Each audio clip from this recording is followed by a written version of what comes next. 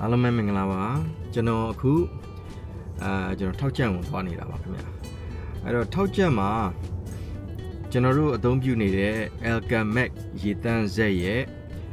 user တယောက်ရှိတယ်တကယ်ကိုအသုံးပြုနေတာလဲကြာပြီသူတို့ရဲ့ကိုယ်တွေ့ပေါ့နော်ဘာတွေထူးခြားတာလဲကျမ်းမာရေးနဲ့ပဲပတ်သက်ပြီးတော့ပဲဖြစ်ဖြစ်အဓိကတော့ဒီ Alchemac ရေတန်းဆက်ကတော့ကျမ်းမာရေးနဲ့ပတ်သက်ပြီးအရင်ထူးခြားတာပေါ့နော်အားကြောင့်မလို့ကျွန်တော်ကအတတ်နိုင်ဆုံးတစ်လကိုတစ်ယောက်ပေါ့တခါလေလဲကျွန်တော်ခီးသွားတာများတယ်ဆိုရင်လည်း2လကိုတစ်ယောက်ပေါ့နော်ကျွန်တော်တွေ့ပြီးတော့ကျွန်တော် interview လေးတင်ပေးဖြစ်ပါတယ် sharing လုပ်တယ်ပေါ့နော်သူတကယ်သုံးနေတာဘာတွေထူးခြားလဲဆိုတာကိုကျွန်တော်တခါတည်းမေးပေးမှာဖြစ်ပါတယ်စောင့်ကြည့်ပေးပါဦ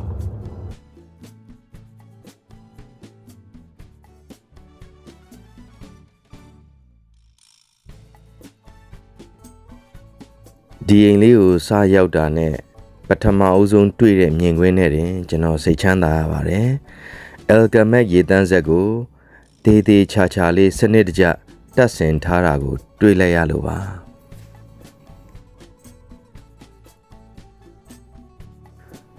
ကျွန်တော်အမောပြေဖို့အတွက်ကိုလည်း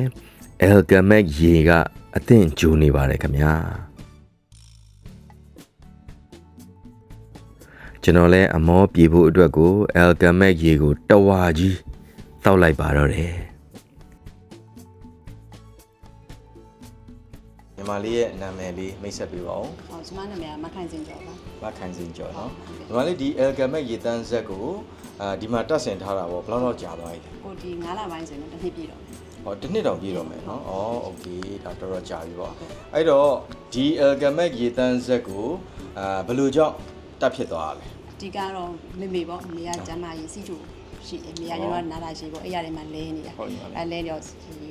စဉ်းစားလိုက်တာပေါ့နော်ဒီရေရလဲကိုခန္ဓာကိုယ်အတွက်အကျိုးရှိရဲ့အချက်လေးချက်နဲ့လည်းပြည့်စုံနေလေဒီ Alchemac ကပေးတဲ့အချက်လေးချက်နဲ့ကျွန်တော်တို့ခန္ဓာကိုယ်ထဲမှာလိုအပ်တဲ့အချက်လေးရေဖြစ်ဖို့လေလိုအပ်တဲ့ကြောင့်အဲ့ဒါလေးကိုလည်းစဉ်းစားမိပါတယ်နောက်ပြီးမိကျမ်းမာရေးရတယ်မိရလည်းစီးချူရှိရတော့ဒီမှာလည်းအကုန်လုံးကပါလာမက်ဂနီဆီယမ်တို့ကယ်လ်ဆီယမ်တို့ကဒီသွေးကြောလေပတ်မှုကအရန်ကောင်းနေလေအဲ့လာအတွက်လည်းစဉ်းစားမိပါပြီးတော့ကုန်ကြစိမ့်နဲ့ပြန်တွက်တဲ့ခါကျတော့လေ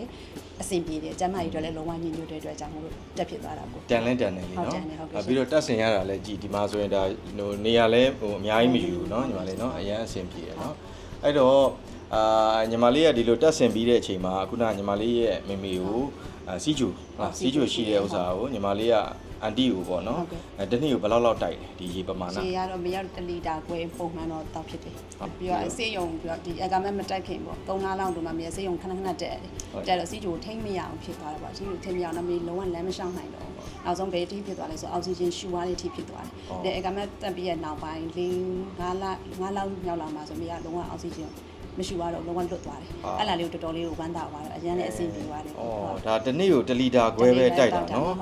အဲ့လောက်ထိတော့မှာနော်တကယ်ဘယ်လောက်တော့မှဒါအရန်အကျိုးရှိရနော်ညီမလေးနော်အဲ့တော့ဒါကခုနညီမလေးပြောတယ်ဒါညီမလေးရဲ့မေရဲ့ဒါထူးခြားချက်ပေါ့နော်တကယ်အောက်ဆီဂျင်ရှူနေတဲ့လူမမာကနေပြီးတော့နော်အောက်ဆီဂျင်တော့လွှတ်လိုက်ရတာဟုတ်လားပြီးတော့လမ်းလျှောက်တာပါညာကြတော့အဆင်ပြေသွားရင်တော့ဆိုမေကအဲ့ရတယ်ဆိုတယောက်ကဘေးနာအကူလို့လေအခုဒီအေးတန်းတက်ပြီးရနောက်ပိုင်းတောက်ပြီးရမှာအခုတစ်နှစ်ပေါ့နော်တစ်နှစ်ပြည့်ကနေနောက်ပိုင်းမှာမေကခုံကူလည်းလမ်းလျှောက်နိုင်လာတယ်ထမင်းတွေလည်းပြီးပြီးစားနိုင်တယ်သွေးကြောလည်းပတ်မှုအရန်ကောင်းလာတယ်စီးကျိုလည်းတော်တော်လေးကိုထိန်းလို့ရပုံမှန်ဆိုရင်ဟို300 400တက်တဲ့လူကမနက်ပိုင်းဆိုလို့ရှိရင်150ကျော်200နီးပါးပေါ့ညနေပိုင်းဆိုလို့ရှိရင်100ကျော်အဲ့လောက်ကလေးပဲဒါဆိုရင်စီးကျိုအတွက်စီးကျိုသမားတွေအတွက်လုံးဝအဆင်ပြေတယ်နေရအနေထားလေးပေါ့ကောင်းလိုက်တာညီမလေးနော်ပြီးတော့အခုညီမလေးမေအပြင်ပေါ့တခြားဘယ်သူတွေတောက်သေးလဲဘာတွေထူးခြားသေးလဲပေါ့တအိမ်သားလုံးတော့ကျမတို့ဒီရေတန့်မင်းတောက်ဖြစ်တယ်ပြီးလို့ရှိရင်အိမ်မှာကလေးတွေရှိစာတင်တဲ့အတွက်ကြောင့်အမအစာတင်တယ်လေအကြောင်းကအယောက်60နဲ့ကျမပြန်ပြီးတော့ချိန်လိုက်တဲ့အခါကျရေတန့်ကုန်ကြစိတ်ကြတော့Alchemacနဲ့ရှင်လိုက်တဲ့အခါကျတော့ပို့ပြီးတော့Alchemacကပိုးလဲတန်နေအစင်နေပြီဒါပေမဲ့ကလေးတွေအတွက်လည်းလုံးဝအကျိုးရှိရဆိုစာတင်တဲ့ကလေးတွေအတွက်ဆိုရင်ပိုကောင်းသွားတာလေအဲ့ဒါအတွက်လည်းစဉ်းစားပြီးတော့တက်ဖြစ်သွားတာဟုတ်ညီမလေးအန်တီကိုတစ်ချက်ကြည့်လို့ရမှာဟုတ်ကဲ့ရှင်အန်တီတစ်ချက်တော့ခေါ်ပေးပါလားမင်္ဂလာပါအန်တီမင်္ဂလာပါဟုတ်ကဲ့ပါအန်တီဒါအန်တီဒီလိုခေါ်လိုက်ရတာကတော့ဘလို့မှတော့မထင်ပါနဲ့ဒုက္ခပေးတာတော့မဟုတ်ပါဘူးအန်တီရဲ့ဒါအန်တီလားခဏလေးဒီဘက်လေးရက်လာအန်တီဟုတ်အခုကညီမလေးကပြောပြရတယ်လေဒီ Alchemac ရေတန်းဆက်တောက်လိုက်တဲ့အချိန်မှာအန်တီရန်ထူးခြားသွားတယ်ဆိုတော့လေအဲ့ဒါလေးလဲဝမ်းသာလို့အန်တီကိုလည်းတွေ့ကျင်လို့မိတ်ဆက်တာပါဟုတ်အန်တီဟုတ်ဒါအန်တီကအောက်ဆီဂျင်ရှူနေရတဲ့အဆင့်ကနေပြီးတော့လုံးဝဒီအောက်ဆီဂျင်ဆက်တွေပါဖြုတ်လိုက်ရတာပေါ့ဟုတ်ကဲ့ဖြုတ်လိုက်ရပါအန်တီဝမ်းသာလိုက်တာအန်တီပြီးတော့ဒီ Alchemac ရေတန်းဆက်ကိုတောက်လိုက်တဲ့အချိန်မှာရော ဘယ်လောက်ထိအနီဟိုဟာဖြစ်သွားလဲပေါ့ပါသွားလဲလူကရောဘယ်လိုလေးခံစားရလဲ အရင်ကတော့ဒီရိုးရိုးရေပဲတောက်တော့ပေါ့နော် ဟုတ် အခုသူကဒီရေတိုက်တယ်အဲ့တော့တဖြည်းဖြည်းနဲ့ရေကိုပူပြီးတော့တောက်လာတယ် ဟုတ်တော့ အရင်ကလည်းပူတောက်တာ ဟုတ်နီ တောက်ပြီးတော့လည်းနည်းနည်းဘယ်လိုခေါ်မလဲငြိမ်တာပေါ့နော် ဟုတ် ရင်တုံနာတွေပဲမရှိ ရှိ တော့ တော့ဘူးเนาะ မောလည်းခံနိုင်တယ် ခံနိုင်တယ်ဝမ်းသာလိုက်တာနေရเนาะ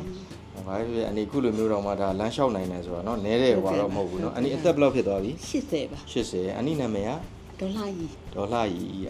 ဟုတ်ကဲ့80နဲ့เนาะအနီပို့ပြီးကျမ်းပါတော့မှာ ဟုတ်ကဲ့ပါ ဝမ်းသာလုံးလို့အနီကိုဒါဟိုခေါ်ပြီးတွေ့တာပါခင်ဗျာအနီ